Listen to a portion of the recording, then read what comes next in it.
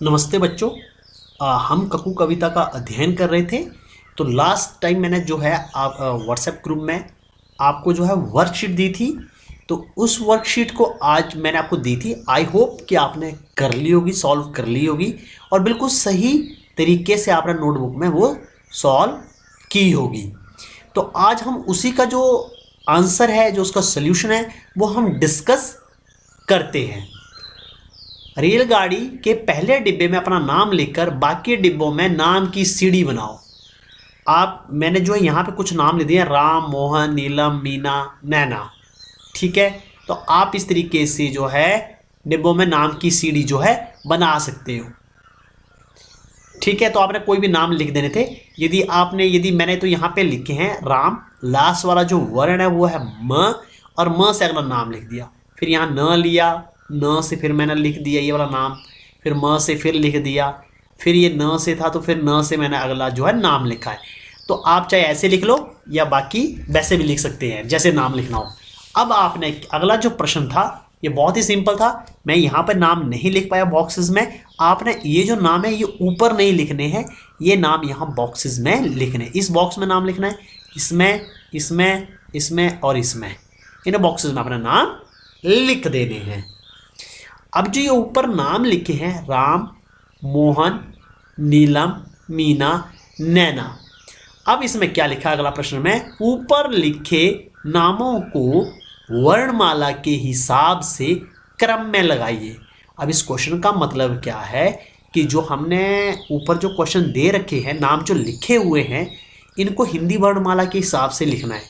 कि यदि हम जो वर्णमाला के अकॉर्डिंग यदि उनको अनुसार यदि हम उसको व्यवस्थित करें तो सबसे पहले कौन सा नाम आएगा। जैसे डिक्शनरी आपने देखी होगी, शब्दकोश, तो उसमें क्या होता है, हम जो है वर्णों के हिसाब से जो नाम है या जो शब्द है वो लिखते हैं।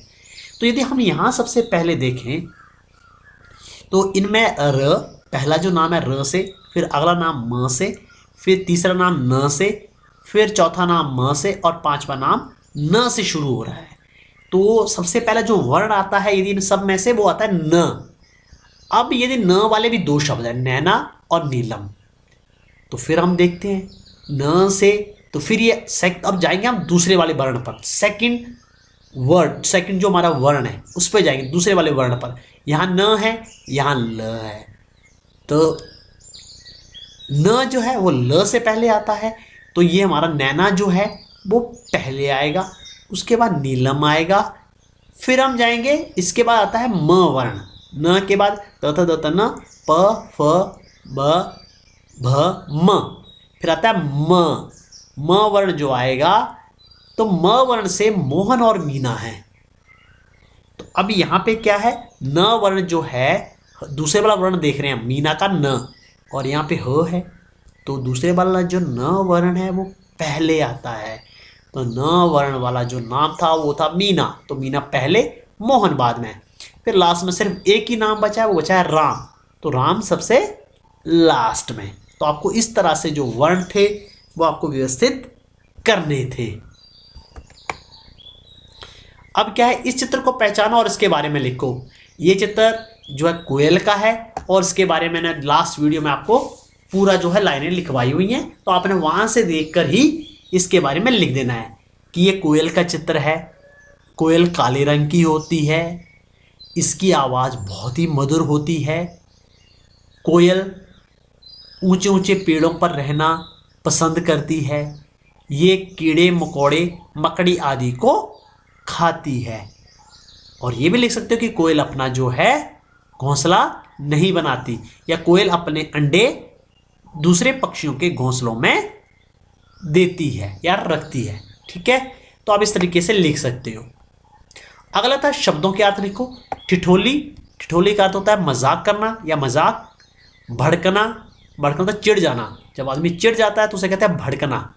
मुंह फुलाना, गुस्सा करना। झगड़ालू, झगड़ालू कौन होता है, जो झगड़ा करने वाला होता है, जो लड़ता है हर वक्त, जो है झगड़ा करने वाला, सदा, हमेशा। अब इसके बाद अगला प्रश्न है, चित्र देखकर जो है वाक्य पूरा करो। तो यहाँ पे खाली स्थान था और लिखा था लाल, तो ये किसका फल है, सेब, सेब जैसा लाल। यहाँ लिखा था जैसा मुलायम, तो ये किसका पिक्चर है? ऊन, तो ऊन जैसा मुलायम। ये है बर्फ, लिखा जैसा ठंडा, तो बर्फ जैसा ठंडा। काला, तो काला आप यहां पर कोयल भी लिख सकते हो, कौवा भी लिख सकते हो। कौवे जैसा काला या कोयल जैसा काला, क्योंकि कोयल की पिक्चर है तो आप कौवा लिख लो, कोयल लिख लो, वो ज़्यादा मैटर नहीं करता है, आप कुछ भी लिख सकते हो।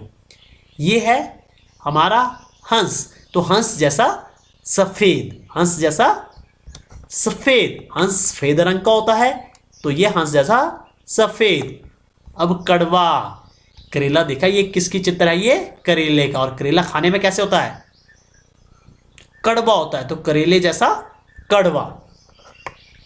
जब आप इस वर्कशीट को जो नोटबुक में करोगे तो आप ये चित्र नहीं बना सकते तो रहने दीजिए, कोई बात नहीं। आप सिर्फ इतना, सेब जैसा लाल, ऊन जैसा मुलायम, बर्फ जैसा ठंडा, कौवे जैसा काला, हंस जैसा सफ़ेद, करेले जैसा कड़वा, तो आप ये इस तरीके से इनको कर लेना है।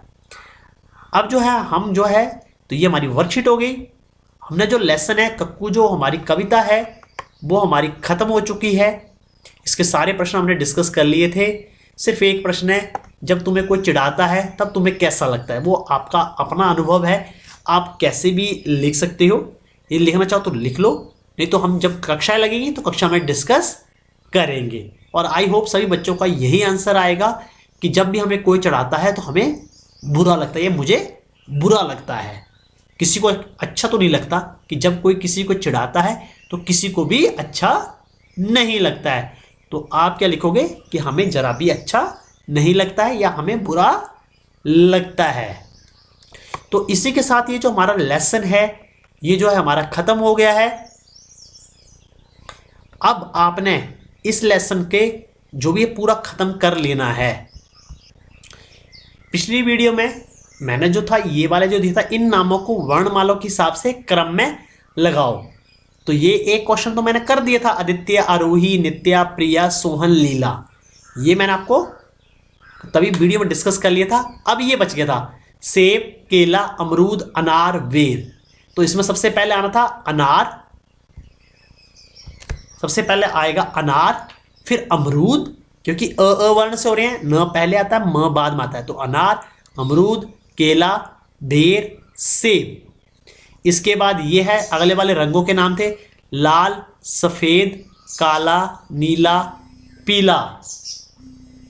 तो आपने सबसे पहले आता है क वर्ण आता है तो काला, फिर न वर्ण आता है नीला, फिर प वर्ण आता है पीला, फिर लाल, फिर सफ़ेद। इसके बाद जो था हमारा जो है, इसको थोड़ा नीचे कर लेते हैं, मेज, थाली, गिलास, दरवाज़ा। तो सबसे पहले ग वर्ण आता है गिलास, फिर थाली, फिर दरवाज़ा, फिर मेज। फिर इसके बाद जो था मैंने स्थान के नाम दिए थे, शिमला, दिल्ली, ऊना, नलेटी, देहरा।